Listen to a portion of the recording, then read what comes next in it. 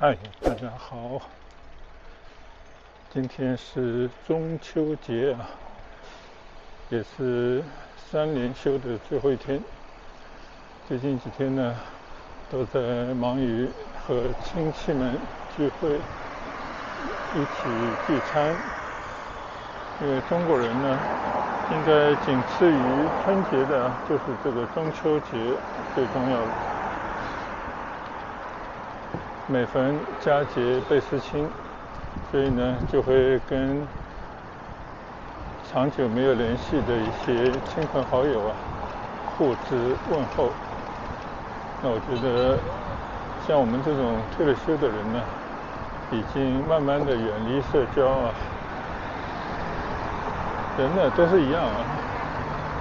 社交呢，它其实也是你在工作生活中的一种需要。但是人到了退休以后呢，随着你的心态慢慢的放平，你对利益追求慢慢的放弃，所以呢，也就是不再需要这些太多的社交来维系自己的各方的关系啊。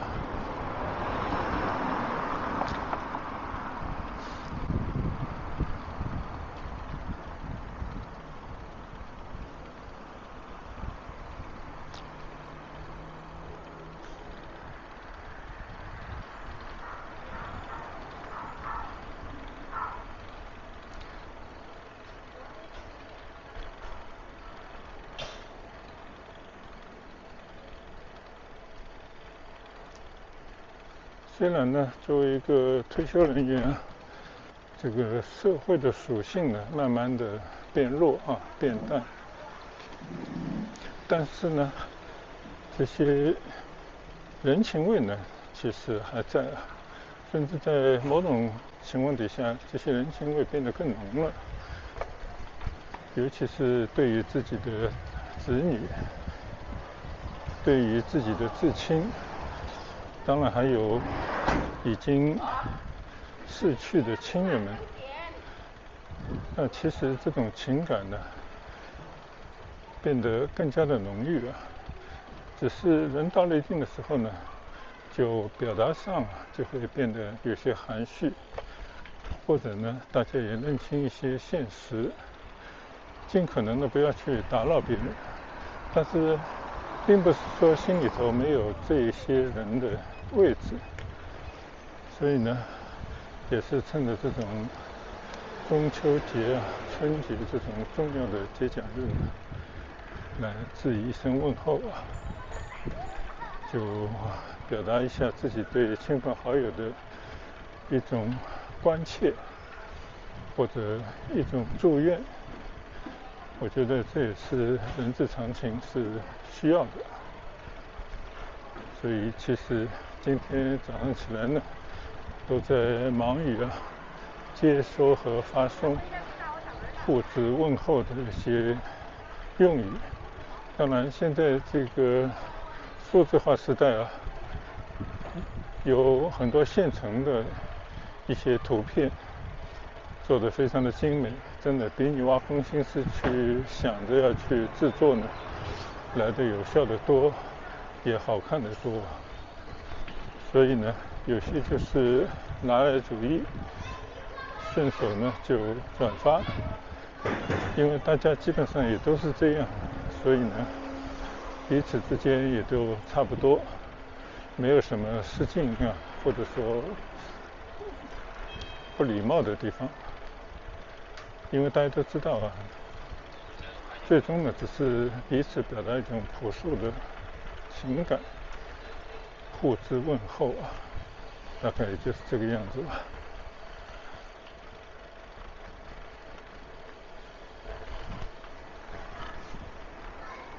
最近几天呢，上海受到台风的影响啊，狂风暴雨，看到网上的一些人发的一些视频，有些吓人啊。就上海呢，不像广东、福建沿海啊，经常受到台风的侵扰，但是呢，每过几年呢，也会有一次比较大的台风。正面呢就冲击到这些周边的区域，所以据说上海这次的台风呢又是50年一遇。但我记得在很多年以前，在浙江沿海登陆的一次巨大的台风呢，到现在还记忆犹新啊！因为真的很大的船呢都被吹到了岸上去，给当地的这些沿海的居民呢造成了非常大的损失。所以呢，我多多少少有些担心啊。我们在上海的那间房间啊，好长时间没人住了，就不知道这个门窗有没有被这些暴风雨啊吹坏啊，玻璃会不会破碎掉到下面去？这个时候还是会担心一些发生这样的这种状况吧。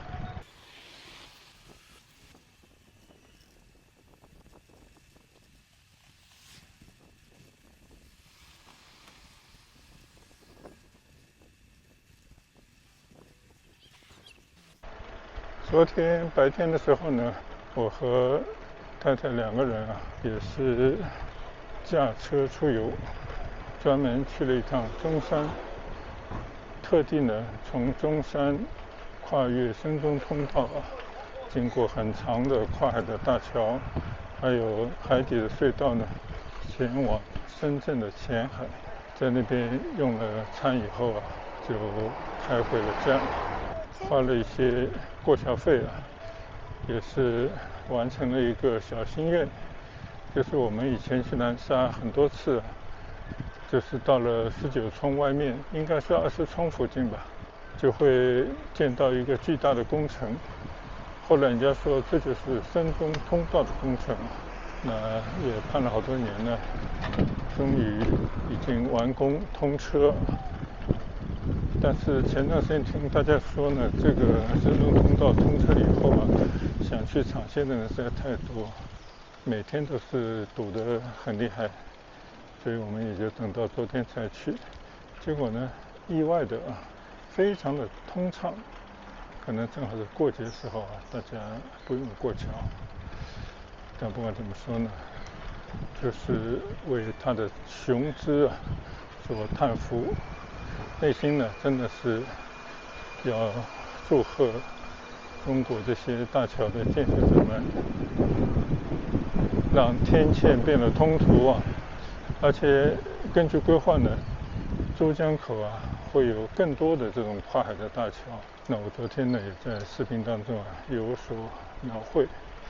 所以希望观看我视频的朋友呢也可以跟我一起分享一下开车经过这种巨大的工程，然后看到桥上桥下的风光的那种喜悦之情啊。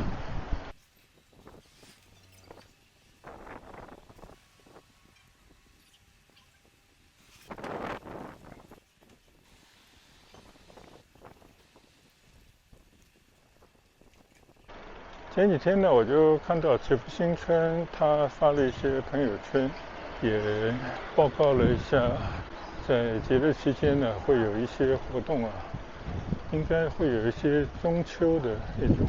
游园会啊，或者是参与会之类的活动吧。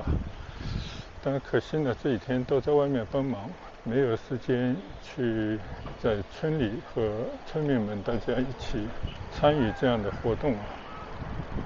每到这种时候呢，大到国家层面啊，小到基层的社区，都会以各种形式来庆贺这种重要的节日啊。大家相互呢表达一种温暖的祝福。你想，每年呢都会举办中秋晚会，一些受人喜欢的知名的艺人呢就会上台献艺啊。就与民同乐，欢乐呢带给更多的人，所以社区呢也会搞一些力所能及的一些活动，尤其像祈福这样的超大型的社区啊，每年其实都会办一些中秋的这种节日的游乐活动啊，就很多村民呢会去参与。其实我本来也是想去一睹为快，但是呢，真的，节日这几天啊，有时候反而是我们最忙的时候啊，就各种亲戚们的聚会，反而呢让我们忙不过来啊，结果就错过了这样的活动啊，就稍稍有些遗憾。今天呢也不例外啊，下午以后呢也是要外出，晚上呢也有聚餐。说实话啊，我并不是特别喜欢去搞这种社交，或者是通过聚餐来联络感情，以这种方式呢来拉近人和人之间的距离。但是呢，过年过节啊，我觉得还是要从善如流，因为毕竟一年当中呢，也就那么一两个比较重要的节日啊，所以呢，适当的在这样的时候参与一些活动呢，我觉得完全可以接受。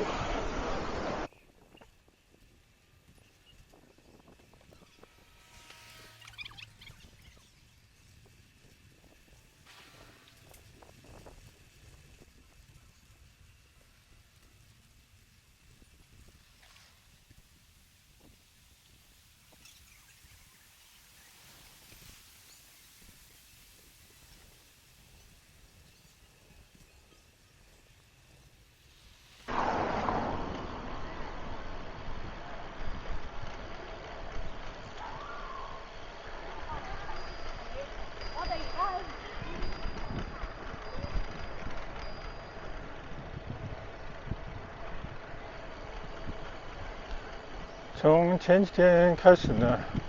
我们在网上就看到有很多参加今年全国职业医师考试的考生们呢，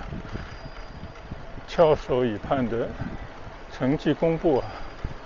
终于可以查询到了啊。那我呢也是时隔很多年，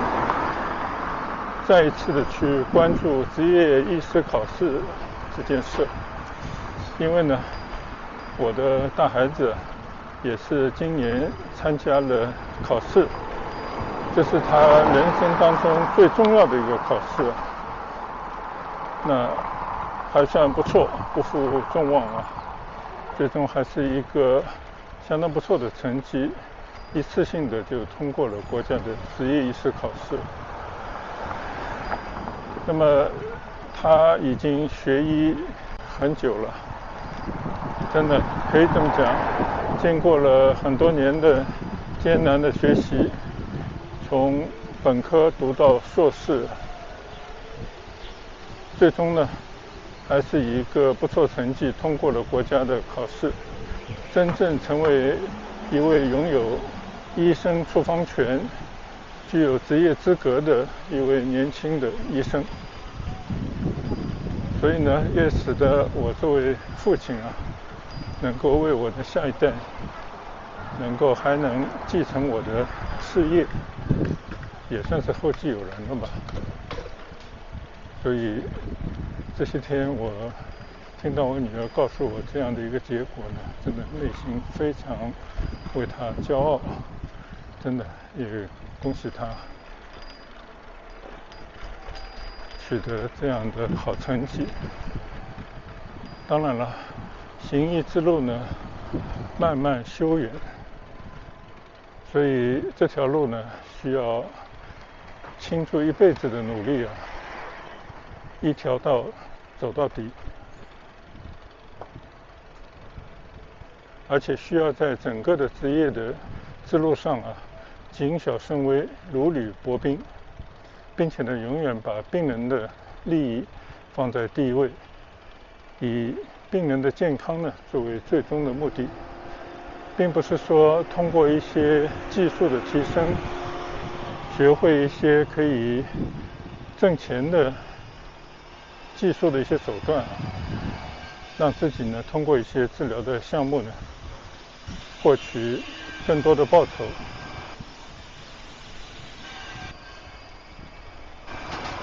虽然呢作为医生啊，体现应有的专业价值呢无可厚非，而且也理应如此，但是作为医生的本心，他的初心呢，其实他就是希望通过一辈子的不断的学习，不断的去进修，不断的提升自己的各种技术的能力，然后优化对自己病人的治疗的方案。更重要的呢，就是在长期陪伴和管理病人的健康的之中呢，就使得自己的病人能够得到利益的最大化，也就是让你管理的病人这一辈子没有大碍，总是保持相当的健康。如果你这一辈子能够陪伴几百个、上千个，甚至更多的病人，他们的人生旅途，使得他们愿意呢，在十几年、几十年的时间里跟随你，相信你、信赖你，那我觉得这就是一生的成功。所以呢，今天也算是一个喜讯吧，分享给我的朋友。作为我来讲呢，还是要保持好的心态，因为作为我的所谓的高光时刻呢，已经远去。幸好呢，有下一代接班，能够延续我曾经倾注相当的热情，付出巨大的努力，相信也为我医治和管理健康的很多的病人朋友呢，带来长久的健康啊！现在终于可以放心的让我的下一代去传承，相信呢，他会在未来做得比上一代医务工作者做得更好，因为毕竟科技的发展能够运用的手段更多更好。只要你行医的初心不变能够像我们自己的老师，我们上一辈的医生教会我们的行医的理念，还有就是以平和的心态去努力工作的话，我相信很多事情一定是水到渠成的。